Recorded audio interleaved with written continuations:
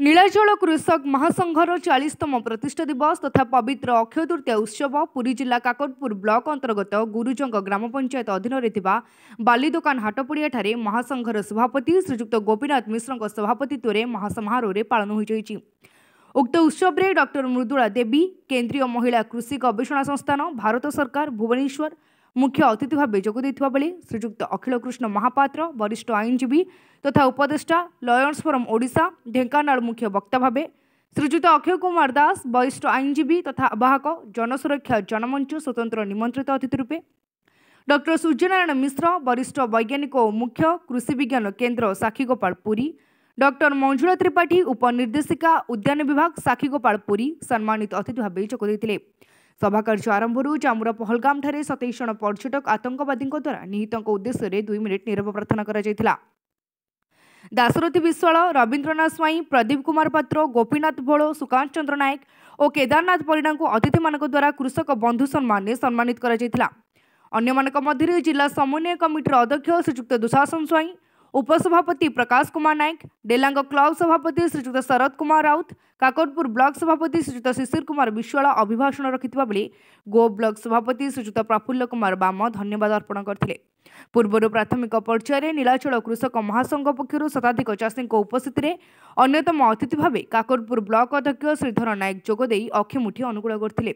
शताधिक चाषी मैंने बालीदोकान बजार बलद लंगल विहन और पूजा सामग्री धरी शोभायात्रा बाहरी मूलभाग निकट में पहुंचुते सेठारे सफल चाषी ब्रजबंधु बारी क्षेत्र में अतिथि माने पूजा अर्चना पर हल करने विहन मुनि अक्षिमुठी अनुकूल करथिले। कार्यक्रम को महिला विकास संगठन संपादिका मधुस्मिता सेनापति समेत कृषक महासंघ समस्त कर्मकर्ता माने परिचालना करथिले। आज आम जो 40तम दिवस पालन कर कृषक महासंघ नीलाचल कृषक महासंघ से तार जारी रखी कृषक मानकर जेकोसी असुविधा को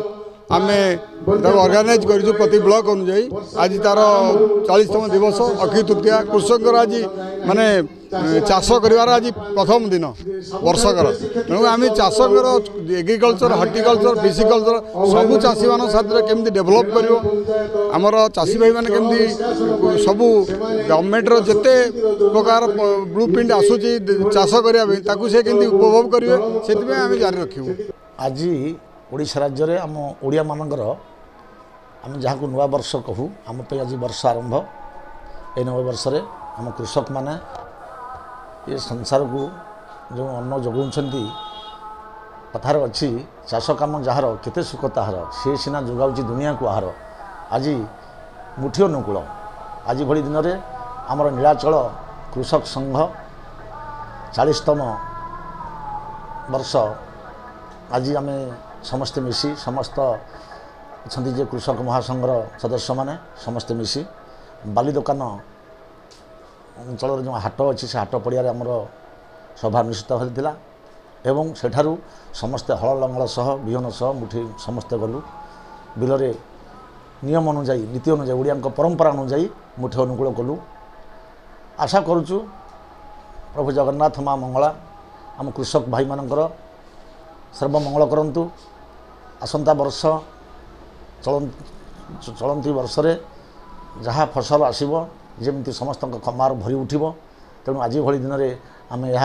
मनरे मनासी मुठी अनुकूल कलु से समस्ते आनंद घर को फेरलु।